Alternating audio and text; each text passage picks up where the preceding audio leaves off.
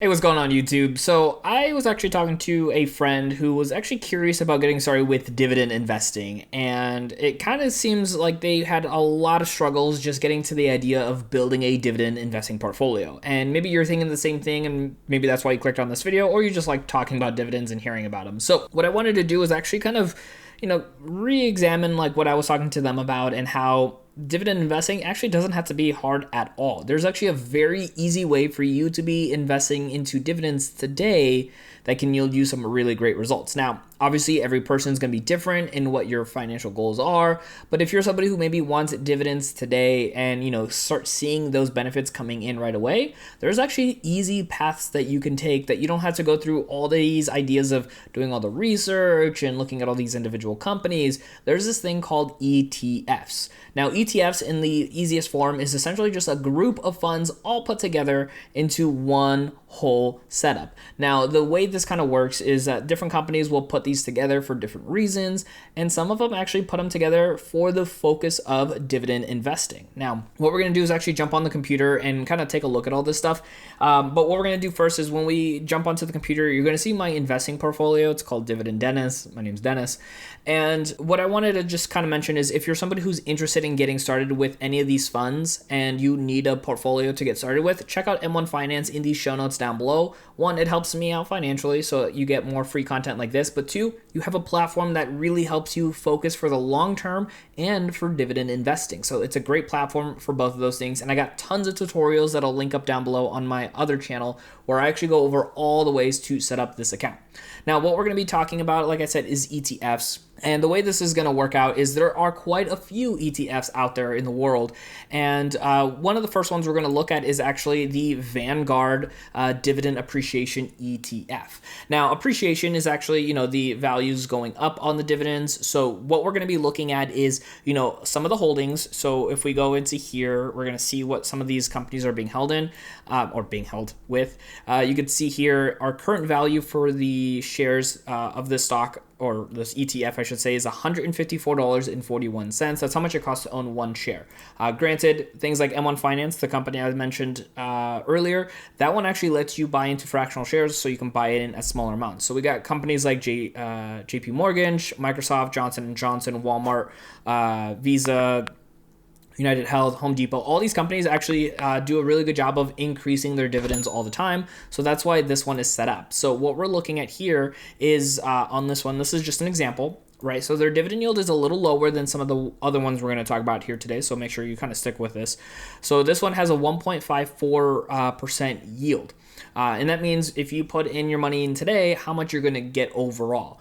And so that's kind of how we want to look at it. This does pay out quarterly, so something to keep in mind. But their 5-year growth rate is about 6.32%, meaning that every year it's going to be getting you more and more as long as you're holding onto the funds. Now, as we keep moving on, what we want to look at is the next one, which is another very popular one. This one is the Vanguard High Dividend Yield ETF. Now, this one is currently trading for about $104 as of this recording. And then what we're going to do is look at the dividend scorecard. So here, you can see this one has quite a bit higher of a dividend yield. So this is at 2.8% as of this recording, which means for every stock you have every year, you're going to make $2.92. Now, it doesn't seem like a lot, but as you keep building up over time, this stuff can get really powerful for you. Now, this growth rate is actually pretty on par with the other one. So not only are you getting a better dividend yield today, but you're actually getting similar growth over the next couple of years. Obviously, these are averages, so keep that in mind. So this one, the growth rate was 6%. So every year it's growing on an average of 6%. And then the next one after that, this one is the SPHD, which is the S&P 500 low volatility portfolio. So this one right here is currently going for $43.83. So even though this one is cheaper as far as getting into it, just something to keep in mind that the price point of these funds isn't as important as the numbers that we're looking over. So for example, like this one today is actually even better, not only on that, stock price or the ETF price, but like the yield as well too. This one has a yield of 3.86%. That's really high up there. That's almost to the 4% goal that a lot of dividend investors talk about. Now in the 5-year growth rate, we're looking at 6.03%. So this is actually very similar to the Vanguard fund. in terms of growth. So let's see what companies are being held into this fund, because this fund is definitely getting some really good traction here. Now you can see here, so we got companies like Iron Mountain, ExxonMobil, AT&T, a lot of people obviously know that, Chevron, Philip Morris, Seagate, but there are also these companies that people don't know as well. So there's a little bit more risk maybe involved with this fund versus other ones, but just something to keep in mind when it comes to looking at them. You can see what they're invested in, and if that works for you, you can go with that. But 3.86% is a really high number to get into today. So if you're looking for the dividends today, this could be the option for you. Keeping in mind that you do have to pay taxes on dividends as they get paid out in taxable accounts. Obviously, if it's retirement, that's so different, but just something to keep in mind. And the other one we're going to be looking at today is Noble. It's NOBL.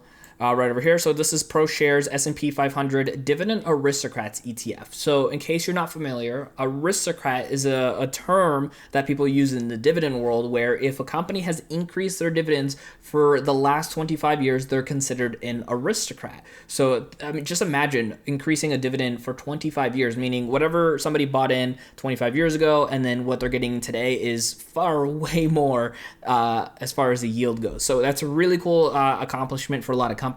And just as a kind of a cool tip, if somebody hits over 50 years of increasing dividends, which there are a few, they're called dividend kings. So what we're going to do is quickly look in the holdings for this company or this ETF. Now, this one is curated exclusively based off of the companies that hit over those numbers. So if a company stops paying out those dividend increases, those companies will fall off of this list. So there's going to be a lot more companies you probably haven't heard of here. You can see some of the names on this list, but we have, companies you do know, like Target on this. I think that's the only one that's probably very, very well known from this list. But obviously there's more holdings. This is just the first top 10 on this list. So let's go to the dividends right over here.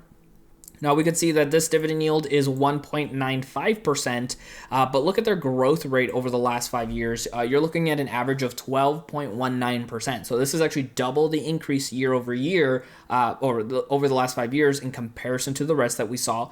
The current yield is quite a bit lower, but again, you are getting those increases, which can really help you grow.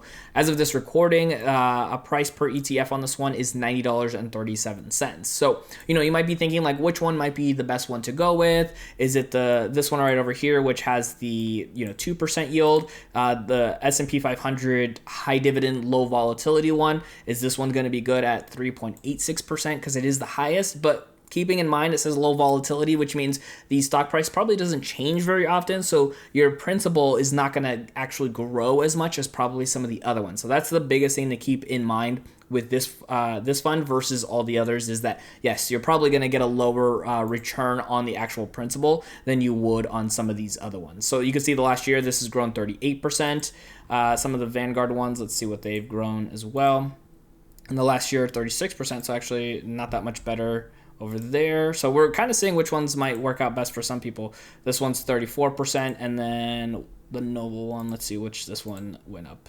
This one 38%. So actually not too bad for a low volatility. It actually kept up with most of the other funds, but keeping in mind, past performance doesn't always dictate what is going to be guaranteed for the long term, but we can use this data to really help us grow and understand where we want to go for investing. So I want you to keep on learning and growing when it comes to investing into dividends. So check out my next video right over here. My name is Dennis, and I'll see you in that next video.